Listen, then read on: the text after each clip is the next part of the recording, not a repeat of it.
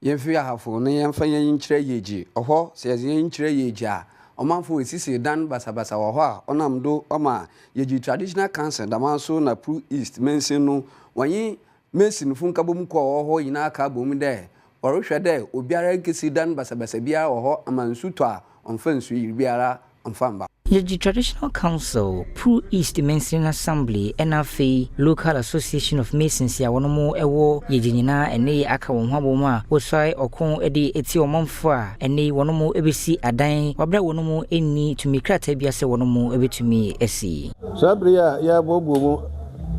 edefa adan sie ho a emfa enda no kwan mu ya hu se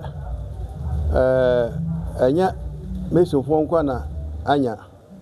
ndi nde ya yahia ya to adwene a ya tutu bibia ya gina so apa committee se omo assembly fo won se Mason Fonko nye committee a bribia omehwe na noma adanu kwa mu no e hu ni se obi biara obeside dan a ene enda na kwa mu asotwe ya de bema no wontimi ɛhɔ na ban krachepeni wo Pro East Alhaji Abdul Nasser Dauda enso edinsem wesi atudwa edifa sa gina ya wono mo esieye ɛho sisi abebi a ya bedu yiri na already na ka se bia sa meeting se eba so a se ye fra e bia betia na nan mo enanso na so sisi na nan mo na afre ama yenso ya kan kire mo na ye wo ho enti sisi a na ye ho ni se adwuma no ye be hya ase aye ne din se ne se fata na se ne ye nyina ya kan no se efiri eneko ye nya obi na se sebi wo si adan na se wanfa kwan papa so a anase bia wanya nkrata ese wo fa ansa na wanya wa sini dan a enya ade a ye gine ho be che no Mason fa wono mo ewo yeji enso ede wonde ye ka ho a wo kyekyense mu se ede kyerema no boni no